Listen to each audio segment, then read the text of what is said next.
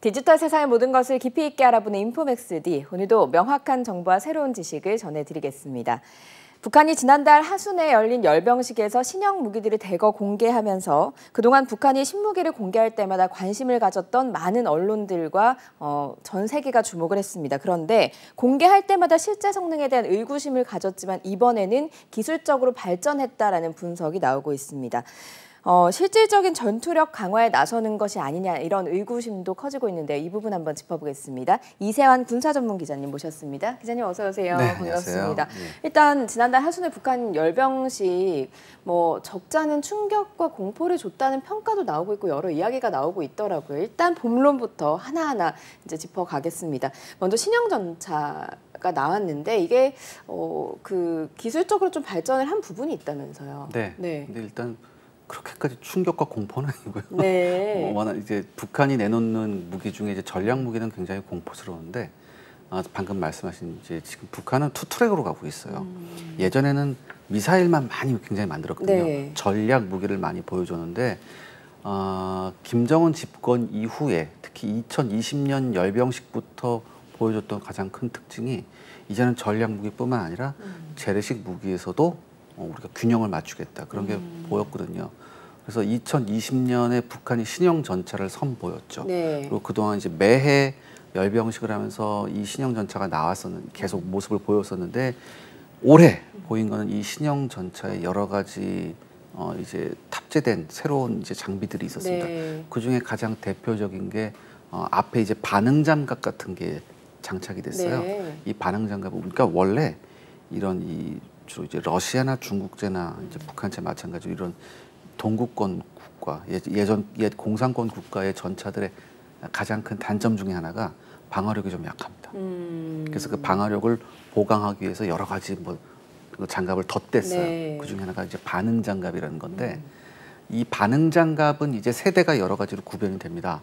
근데 이 반응 장갑이 처음 나온 이유가 뭐냐면 가면 갈수록 보병용 대전차 무기가 무서워졌어요. 예를 들어서 보병이 어깨에 짊어지고 쏠 수 있는 네. 그런 로켓탄이나 네. 아니면 이번 러시아 우크라이나 전쟁에서 나왔던 대전차 미사일 같은 게 이게 지금 전차 입장에서는 사신과 같은 존재가 됐거든요. 네. 그러니까 이걸 어떻게 좀 효과적으로 방어할까 네. 이것 때문에 반응 장갑이 나왔는데 이 반응 장갑이 세대를 거치면서 굉장히 발전했어요. 그런데 작년까지, 그러니까 올해 초까지만 해도 올해 초도 열병식이 한번 네. 있었거든요, 북한이. 그때까지만 해도 북한 신형 전차에 이 반응 장갑이 장착이 안 돼 있었는데 요번에 나온 건 반응 장갑이 장착이 돼 있었단 말이죠. 그럼 그만큼 기술이 발달을 한 네. 거다. 그러니까 기술이 네. 발달했다는 것도 있고 그다음에 재래식 전력에 대한 준비를 이제는 제대로 하고 싶다 이런 걸 좀 엿볼 수 있습니다. 결국에는 우크라이나 러시아 전쟁을 보면서 좀 교훈을 얻은 부분이 있다라고 좀 봐야 되는 부분이에요. 정확하죠. 네. 지금 우리가 이제 이런 거잖아요. 러시아 우크라이나에서 전쟁이 이런 양상이 됐기 때문에 네. 우리 이러이러한 대비를 해야 된다. 근데 우리가 큰 착각을 해요. 이런 교훈은 우리만 얻겠지. 그렇죠. 네. 전 세계가. 네. 북한도 바보가 아니에요. 항상 우리가 북한이 뭘 내놓으면 그 장비를 좀 폄하하는 그런 게 있어요. 네. 쟤네가 뭐 하겠어. 겉모습만 번지를 할 거야. 뭐 이런 얘기 많이 했잖아요. 이게 뭐가 네. 있었냐면 굉장히 좀 좋은 주제 걸으셨는데 2020년에 북한 신형 전차가 나왔을 때 어떤 얘기가 있었냐면 야 저거 그냥 겉모습만 이렇게 해서 깡통으로 해놓은 거 아니야? 이런 게 있었어요. 네. 왜냐하면 전차가 가면서 전차 포탑이 조금 흔들리는 모습을 보였거든요. 그러니까 야 저 대충 만든 것 같아. 그런데 절대 그게 아니거든요. 요번에 이제 북한이 열병식 준비를 하면서 초반에 공개된 영상이 있어요. 네. 거기에 보면 이 전차가 실제 사격하는 영상이 나와요. 네. 그리고 이제 굉장히 놀라웠던 건 뭐냐면 우리가 보통 능동 방어 장치라고 하는 네. 그 장치가 제대로 작동하는 걸 보여주거든요. 근데 사실 이 영상을 보면서 우리나라 거 굉장히 많이 베꼈구나 제가 그런 생각이 네. 들거든요. 근데 제가 여기서 드리고 싶은 말씀 뭐냐면 얘네가 한번 열병식에서 보인 무기 있잖아요. 네. 이런 거 그냥 보여주기식이 아니고 진짜 가동이 가능한 거예요. 예를 들어서 2016년에 북한이 열병식을 하면서 새로운 이제 탄도미사일이 나왔어요. 네. 굉장히 큰 거. 대륙간 탄도미사일이 나왔는데 그걸 보고서 전 세계가 야 저거 겉모습만 번지르는 거 아니야? 특히 영국 언론에서도 그랬거든요. 그때 왜냐하면 세계 언론을 불러다 놓고 열병식을 했었다고요. 네. 그래서 그런 거 아니야? 뭐 저거 그 겉모습만 번지르한 거 아니야? 불과 몇 달 후에 그거 진짜 실험을 했어요. 네. 큰 코 다쳤죠. 그러니까 우리가 무조건 북한을 그런 쪽에 특히 무기 개발에 있어서는 무조건 폄하해서는 안 됩니다. 네. 이번에 이제 그래서 그 많은 외신들도 그렇고 서방 세계에서도 많이 놀란 것 같아요. 그런데 방금 말씀하신 부분 중에 능동방어 체계, 이게 우리 전차에도 이제 탑재를 하려고 기술을 개발 중이다, 이렇게 이야기가 나오고 개발은 있는데. 완료가 됐는데 네. 그동안 돈이 없어서 못 달았죠. 개발은 완료가 됐어요. 많이 비싼가 보네요. 엄청나게 네. 비싸요. 어느 정도 하나요? 아우. 그러니까 이제 그 전차 비용을 굉장히 한 20~30% 가격을 상승시킬 수 있는 요소예요. 그 정도로 네. 비싸요. 네. 네. 근데 이게 사실 능동방어 장치라는 게 제가 조금 전에 말씀드렸듯이 보병용 대전차 무기가 너무 발달을 하니까 이걸 막아야 되는 거거든요. 네. 그런데 이제 이번 러시아 우크라이나 전쟁에서 보셨잖아요. 이게 그럼에도 불구하고 굉장히 많은 전차가 이 보병용 대전차 무기에 당했거든요. 네. 그러니까 이게 이제는 필수품이 됐어요. 필수품이 됐고 전차를 운용하는 국가라면 혹은 장갑차를 운용하는 국가라면 반드시 달 수밖에 없는 세상이 되어버렸거든요. 네. 그러니까 제가 거듭 말씀드리지만 북한도 바보가 아니기 때문에 너네가 이런 거 있어? 우리도 이런 거 있어. 충분히 보여줄 수 있죠. 네. 그런데 단 이건 있습니다. 보병이 어깨에 짊어지고 쏘는 로켓은 네. 막는 게 그렇게 어렵지 않아요. 문제는 이번에 이제 미사일이에요. 대전차 미사일. 이게 전차는 사실 상부가 제일 약하거든요. 네. 예전엔 전차가 이렇게 있으면 미사일이 옆에서 날라왔는데 이제 위에서 날라. 네. 이거를 막아야 되거든요. 그래서 이제 능동 방어 장치가 위쪽도 방어를 할 수 있어야 돼요. 그런데 북한이 이번에 공개한 영상만 보면 아직 그 정도 수준은 아니고 보병이 그냥 어깨에 짊어지고 쏠 수 있는 가장 초보적인 대전차 로켓 정도는 방어할 수 있다. 근데 이것도 과거의 북한군을 생각해 봤을 때 큰 발전이죠. 네. 그러니까 이게 이제 결국에는 이번에 선보였다는 건 또 얼마 안 있어서 더 발전된 걸 또 워낙 거기에 집중을 하고 있으니까 선보일 수 있다는 얘기니까요. 놀라운 게 이제 네. 북한이 열병식을 하면서 항상 같이 하는 게 뭐냐면 무기 전시회예요. 근데 그 매해 무기 전시회를 하거든요. 네. 무기 전시회를 할 때마다 새로운 무기가 계속해서 나와요. 그리고 그 새로운 무기는 이상하게도 우리나 서방제 무기를 굉장히 많이 닮아 있어요. 그만큼 이제 집중을 해서 네. 뭐 이렇게 모방은 성공의 어머니이기도 하니까 네. 북한도 이제 무기 부분에서는 그런 기술력을 좀 따라하지 않겠습니까? 네. 그런데 이번에 또 서방 세계가 놀랐다, 그리고 우리도 놀랐다 한 부분이 무인기 부분이었어요. 네. 무인기 부분에서 어떤 부분이 놀라웠던 포인트였는지. 이번에 네. 세별 4형하고 세별 네. 9형이 나왔죠. 세별 4형 같은 그런 무인기는 이제 미국 글로벌 호크하고 너무 똑같죠. 우리도 글로벌 호크 쓰고 있는데. 네. 그다음에 그 세별 9형은 미국제 MQ-9 리퍼 정말 똑같이 생겼어요. 네. 놀라울 정도로 닮았고 다만 그 성능은 아직 그 우리가 확인된 게 없는데 세별 4형이 무인기임에도 불구하고 거기서 대전차 로켓을 발사하는 장면이 나왔어요. 이것도 역시 네. 이번 러시아 우크라이나 전쟁의 교훈이거든요.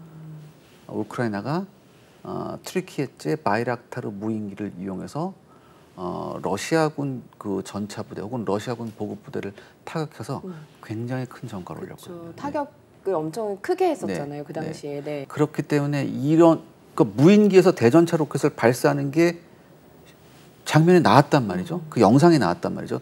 물론 거기서 발사된 미사일이 제대로 표적을 타격했는지는 잘 모르겠는데 네. 문제는 뭐냐면 우리도 비슷한 무인기를 개발해 놓고서 아직 우리 무인기는 실사격 훈련을 한 번도 못 해봤어요. 테스트를 못 해본 네. 상태로 얘네가 먼저 했다는 얘기죠.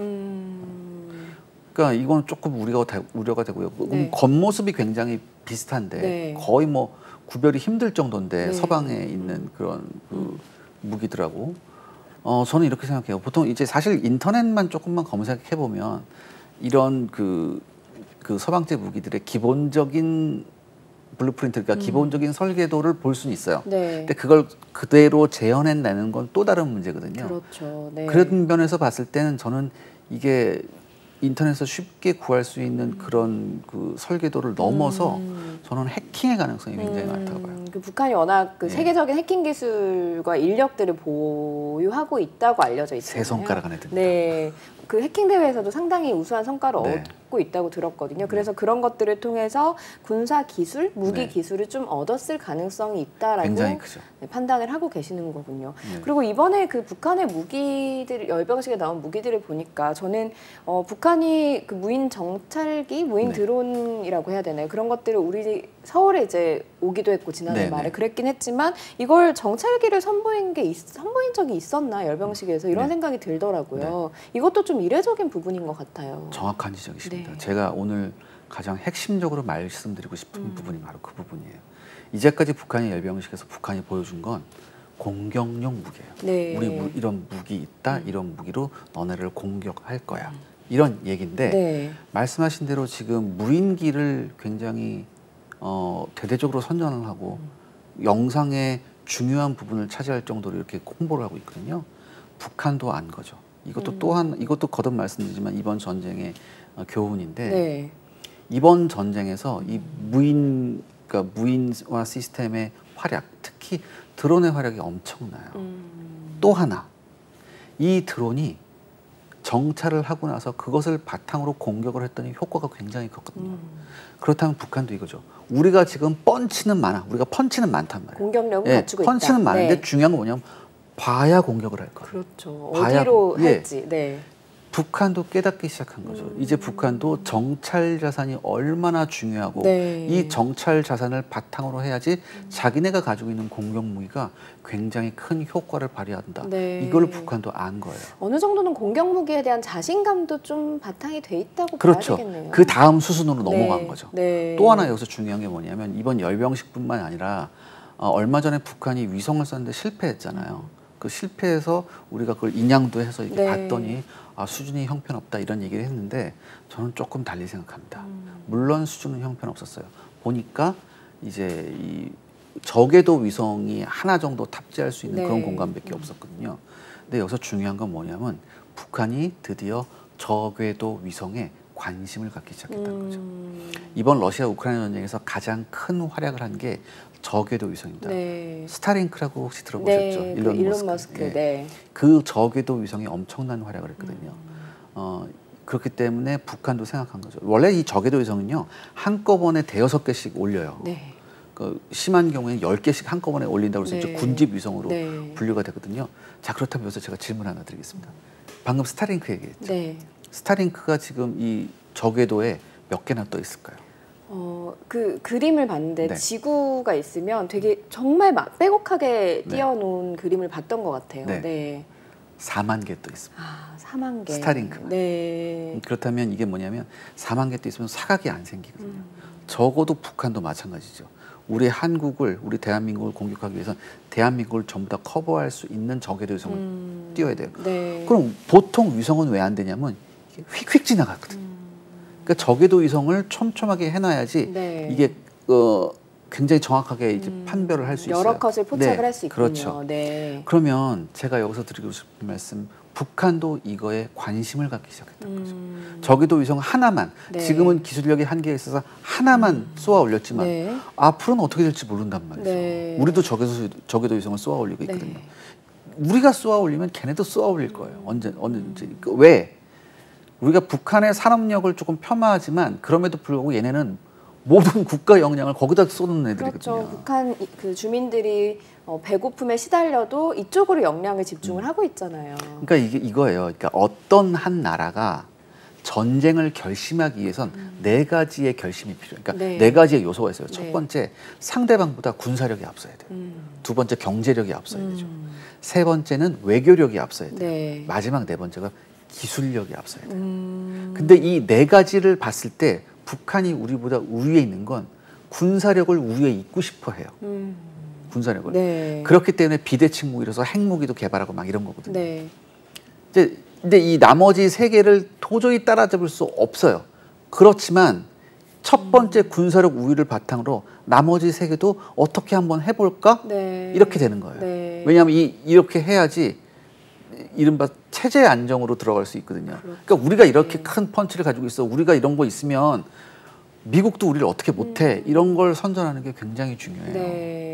네. 말씀하신 그 전쟁이 일어나기 위한 4가지 조건 중에 북한이 군사력을 좀 우위에 갖고 싶다라고 말씀을 하셨지만 이번에 좀 기술력도 조금은 많이 따라왔다라는 느낌도 들기도 하고요. 그 4번째 요건. 그리고 좀 더 걱정되는 건 이번에 러시아와 좀 손을 잡은 것 같다라는 분석이 굉장히 많이 나오고 있지 않습니까? 네. 우크라이나 러시아 전쟁에서 교훈을 얻었고 이게 이제 전쟁이 끝나게 된다면 러시아 측에서도 북한 너희가 우리 도와주면 우리 이만큼 또 보답해 줄게. 근데 러시아가 군사력이 또 막강하잖아요. 그러면 북한에 어떤 보답을 해준다거나 이런 기술력 차원에서 보완이 된다면 또 그 4가지 조건 중에 2가지나 이렇게 차게 되는 거 아닌가 하는 생각이 들긴 하거든요. 네, 굉장히 정확한 지적이신데 우리가 예전에 불곰 사업이란 걸 한번 했었어요. 북한, 러시아하고. 네.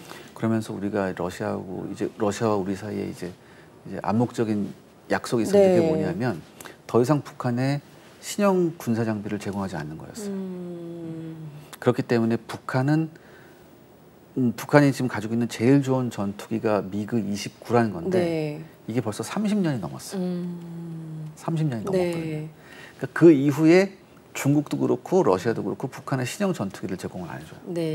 그다음에 전차도 훨씬 좋은 게 있는데 그걸 전차를 본격적으로 제공 안 해줬어요. 그래서 북한이 이걸 뭐 여러 가지 비밀 루트를 통해서 하나 얻어서 그거를 역설계하고 이렇게 했어야 되거든요. 그러니까 기술 지원을 직접 받는 거하고 어떻게 얻어서 그걸 역설계하는 거하고는 차원이 다르거든요. 그런데 지금 방금 말씀하신 대로 이번 러시아 우크라이나 전쟁에 북한이 굉장히 많은 도움을 특히 탄약 부분에서 러시아한테 도움을 주고 있죠. 그리고요, 전쟁에서 도와줬다는 건 쉽게 말해서 피해 대가를 지불해줘야 되는 거예요. 그렇다면 북한은 지금 재래식 전력에서 제가 말씀드렸죠. 우리 한국한테 안 돼요. 재래식 전력에서. 그리고 북한이 굉장히 원하는 재래식 무기 중에 하나가 뭐냐면 신형 전투기예요. 아, 공중전에서는 지금 북한이 상당히 밀리고 너무 있는 무섭거든요. 한국 공군력이 너무 무서워요. 어떻게 좀 표현을 할 수가 있을까요? 만약에 공중에서 북한과 우리나라가 붙는다. 얼마나 무서워? 사실 좀 이게 우리가 보통 이제 게임에서 이런 걸 많이 해요. 상상을 한번 해보는 거죠. 제가 그냥 재미로 말씀드릴게요.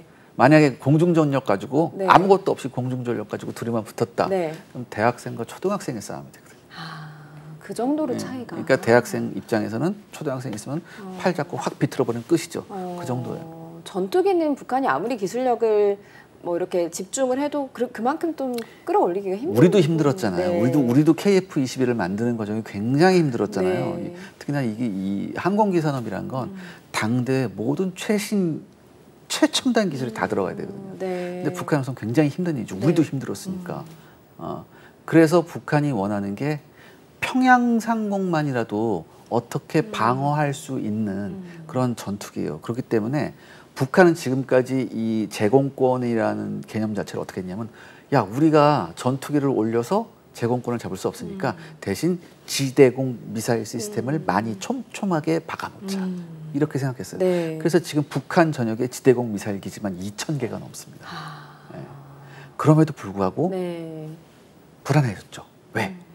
스텔스 전투기가 나왔거든요. 그렇죠. 전투기가 떠서 모르게 떠서 그 지대공 미사일 기지를 폭발한다거나 이렇게 폭탄을 투하한다거나 그럼 다 초토화되는 거잖아요. 그다음에 우리가 이제 F-35라는 이제 스텔스 전투기를 들여오고 이제 KF-21 개발하면서 항상 했던 말이 있잖아요. 참수 작전한다. 굉장히 싫은 거예요. 북한 입장에서 보면. 김정은 입장에서 보면 굉장히 싫죠. 그렇다면 이게 중요한 게 뭐냐면 첫 번째 지대공 미사일도 지대공 미사일 기지만 스텔스 전투기를 탐지할 수 있는 수단이 필요하다. 그리고 그게 탐지되면은 우리도 뭐예요? 더 이상 미사일이 아니라 전투기를 내보내서 얘네들을 어떻게 요리하고 싶다 이거거든요. 근데 북한은 그 스텔스 탐지 수단을 그 러시아가 굉장히 수준이 높아요. 근데 이런 거 저런 거 해가지고 그것도 굉장히 좀 두려운 상태예요. 북한이. 두 번째, 이제는 우리도 같이 공중에 떠서 이렇게 해야 되는데 지금 자기네가 가지고 있는 가장 좋은 전투기는 미그 29로도 이건 답이 안 나거든요. 미그 29가 떠도 미그 29는 우리 대한민국 공군 전투기를 발견도 못하고 일방적으로 격추당할 확률이 높아요. 그럼 이건 뭐냐? 이제는 우리도 최첨단 레이더가 달린 새로운 신형 전투기가 필요해 네. 요구할 수 있죠. 네. 그렇다면 이번 전쟁을 치르면서 완전 반서방으로 돌아선 러시아가 우리도 뭐 이렇게 저렇게 지금 전쟁에 연관돼 있다는 네. 얘기가 들려오잖아요. 그렇다면 러시아도 새로운 결심을 할 수는 있죠. 새로운 결심을 통해 전투기를 보급을 한다던가 뭐 스텔스 탐지 기술을 네. 조금 더 네. 준다던가 이제는 본격적으로. 네, 본격적으로 이제 뭐 우리도 이제는 대놓고 줄 수 있어라는 마음을 가질 수 있다라는 말씀이시네요. 일단 이 얘기를 하면서 공중전에서는 일단 우리가 굉장히 앞서 있다라는 거를 파악을 했어요. 일단 북한의 무기들이 나왔으니까 이거를 또 우리 전력하고 좀 비교를 해보는 것도 재미있을 것 같아서 한번 여쭤보겠습니다. 일단은 군사력 부분에서는 우리가 병력은 적지만 이게 그 병력이 적다고 해서 불리한 건 아닌 거죠. 이번 러시아 우크라이나 전쟁 네. 보셨잖아요. 병력이 훨씬 많았던 네. 러시아가 가서 혼쭐이 나고 이 전쟁을 결정적인 승리로 이끌지 못하고 있잖아요. 네. 그러니까 이게 병력 자원이 중요하기도 하지만 이 병력 자원이 얼마나 훈련이 되어 있는가, 어떤 자질을 갖추고 있고 어떤 전투 수행 능력이 있는가, 이게 더 훨씬 중요한 거죠. 그럼 북한 같은 경우는 어쨌든 수적으로 때려 넣고는 있잖아요. 네. 그러면 그런 부분들이 뭐 이제 당장에 뭐 지상에서 좀 막을 수는 있겠지만 이게 결정타는 못 된다라고 좀 볼 수가 그러니까 있는. 북한이 병력 규모가 100만이 넘어요. 네. 120몇만 막 이렇게 된다는데 과연 그 중에서 싸울 수 있는 부대가 얼마나 되냐. 이건 또 다른 얘기예요. 네. 그리고 이제 걱정되는 부분 저는 SLBM 부분인 것 같아요. 네. 사실 그 바닷속이라고 하는 거는 참 알 수가 없기 때문에 북한이 SLBM은 일단은 가지고 있고 그 기술을 가지고 있고 다만 이걸 올려서 출항시킬 수 있는 잠수함 기술은 없는 걸로 지금은 알려져 있는 건데 이게 만약에 개발이 된다면 우리가 아무리 큰 이지스함을 가지고 한다고 해도 한 번에 이제 좀 당할 수 있는 건 아닌가 하는 생각이 들긴 하거든요. 이게 가장 공포스러운 네. 거죠. 그래서 제가 러시아가 걱정이 되는 거예요. 북한이 가장 원하는 게 두 가지거든요. 전투기 그다음에 잠수함이에요. 러시아도 원자력 잠수함이 있고 재래식 잠수함이 있고 네. 근데 이 재래식 잠수함 기술이 꽤 괜찮아요. 이 기술을 본격적으로 북한한테 준다거나 아니면 자기네가 가지고 있는 재래식 잠수함을 판매할 수도 있죠. 네. 굉장히 싼 가격에. 네. 그렇게 되면 더군다나 이 러시아가 개발한 이 재래식 잠수함은 탄도미사일 발사 기능이 있어요. 그럼 북한이 지금 SLBM에다 핵을 탑재할 수도 있는 그런 상황에서 이게 북한 손에 신형 잠수함이 들어가거나 혹은 네. 신형 잠수함을 제조할 수 있는 기술이 들어간다. 전 정말 우리나라 예를 들어서 북한에 대한 대잠수함 작전의 체계를 완전히 다시 바꿔야 할 그 정도로 심각한 문제가 지금도 좀 생각해야 될 부분이 있는 건데 미리 대비를 하지 않으면 그걸 네. 또 따라잡기가 어렵고 피해가 날 수도 있는 부분이 있으니까요. 네. 그런 부분에 대해서 좀 미리 생각을 해야 되겠네요. 네. 그리고 또 SLBM이 우려되긴 하지만 저는 이 방사포 부분도 네. 북한이 상당히 공을 들이고 있는 것 같거든요. 일각에서는 방사포 쏘면 부산까지 공격을 할 수 있다. 네. 이게 뭐 정밀성은 떨어질 수는 있지만 사실 포라고 하는 게 떨어지면 많은 그 지역이라고 해야 되나요? 그런데 피해를 줄 수 있는 건 아니겠습니까? 문제는 그 방사포를 막을 방법이 지금 뾰족하게 없어요. 그래서 우리가 지금 중고도 방어 체계 같은 걸 지금 뭐 만들고 있고 네. 개발하고 있고 그다음에 적어도 방어 체계도 지금 개발하고 있는데 말씀하신 대로 이 북한은 방사포에 목숨을 건 애들이거든요. 북한 장비 보면요, 조그만 장갑차에도 조그만 방사포가 달려 있어요. 네. 그 정도로 방사포를 너무 사랑하는 애들이에요. 근데 이 북한의 대구경 방사포, 뭐 400mm, 600mm 이런 건 방사포라기보다는 거의 전술 탄도 미사일로 봐야 돼요. 그다음에 방금 말씀하셨죠? 네. 방사포가 정밀도가 그렇게 크지 않다. 물론 미사일에 비해서 정밀도가 떨어지지만 네. 요즘 방사포들은 안에 굉장히 좋은 관성 항법 장치가 달려 있기 때문에 생각보다 원하는 목표로 잘 날아가요. 굉장히 잘 날아가요. 네. 더구나 이 방사포의 특징이 뭐냐? 저고도로 날아가거든요. 고고도로 날아오면 요격할 그럴 수 시간도 있죠. 좀 네. 있고 이렇게 하는데 네. 이게 저고도로 날아가요. 저고도로 마하 5, 6 이 정도 날아가면 네. 막기가 굉장히 힘듭니다. 그렇기 때문에 이걸 날아오는 걸 막기라는 것은 예를 들어서 10발 쏘면요, 한 5발 요격하면 엄청난 성공일 정도예요. 그럼 5발은 떨어지는 거네요. 그렇기 때문에 중요한 게 뭐냐, 얘네가 이런 것을 사용할 조짐이 보였을 때 긴급 표적으로 인식을 해서 사전에 먼저 제거할 수 있는 능력이 필요해요. 네. 근데 이거를 사실 우리가 먼저 선제 타격하기는 여러 국제 정황상도 그렇고 우리나라 입장에서는 곤란한 부분이 있잖아요. 네. 그럼 우리는 북한한테 어떻게 좀 위협을 할 수가 있겠습니까? 그러니까 중요한 건 이거죠. 대신 북한은 미사일이나 탄도미사일, 뭐 순항미사일에 대한 방어 시스템이 없어요. 북한은 하나도 없거든요. 네. 근데 우리는 이걸 굉장히 잘 갖춰놨거든요. 결국엔 이런 식으로 싸우면 어쩔 수 없이 우리가 이긴다 이런 걸 보여줄 수도 있는데 그것보다 전 이렇게 돼요. 근데 이거는 사실 좀 어떻게 보면 어불성설이에요. 중요한 게 뭐냐면 북한이란 나라는 궁극의 전략 무기가 있거든요. 핵. 네. 궁극의 전략 무기가 있어요. 네. 근데 우리는 그런 전략 무기가 없거든요. 그렇기 때문에 어쩔 수 없이 이제 미국과 한미 동맹을 통해서 이걸 저지해야 되는데 네. 그런 의미에 있어서 이제 얼마 전에 미국이 우리한테 이제 문서로서 보장을 네. 해줬죠. 해구산에서. 단 그 어느 나라도 문서로서 보장해준 나라는 없어요. 그래서 그거 큰 의미인데 그럼에도 불구하고 불안한 건 사실이죠. 그렇기 때문에 우리도 결국은 북한이 무서워할 만한 궁극적인 전략적 타격 수단이 필요한 건 사실이에요. 가지고 있어요. 네, 가지고 있기는 해야 네, 된다. 가지고 네. 네. 가지고 있어야죠. 그러니까 그렇다고 해서 우리가 한미 동맹을 훼손하면서 국제 질서를 무시하면서까지 네. 우리가 이제 핵을 개발할 수는 없죠. 그럼에도 불구하고 거기에 버금가는 뭔가는 있어야 하거든요. 이게 우리가 대북 전략을 세우는 데서 네. 굉장히 큰 딜레마예요.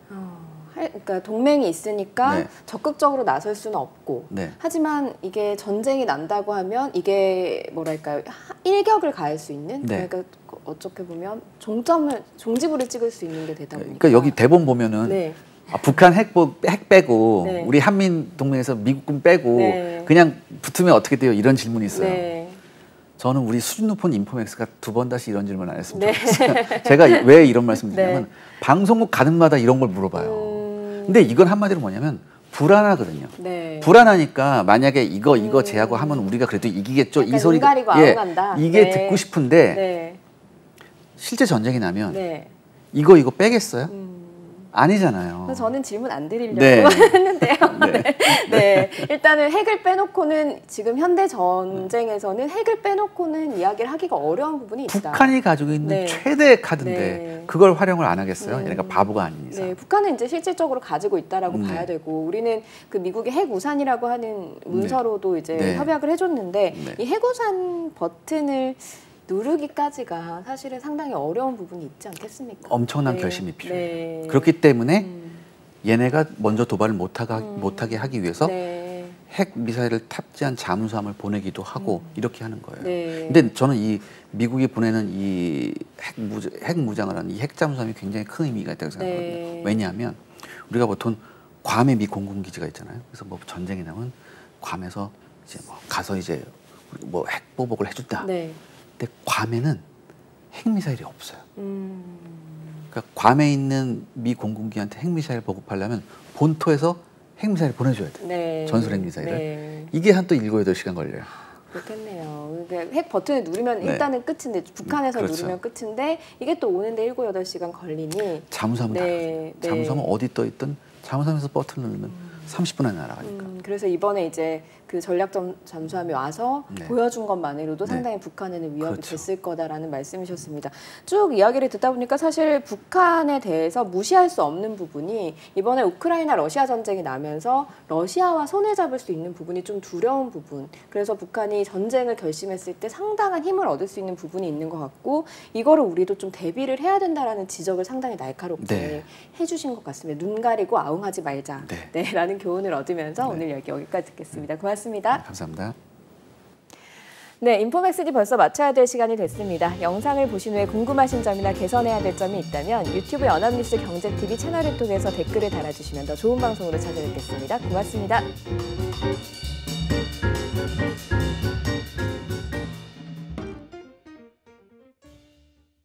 안녕하세요. 인포맥스디 아나운서 강래원입니다. 더 많은 실시간 경제 뉴스와 경제 정보를 알고 싶으시다면 오른쪽 구독 버튼을 눌러주세요.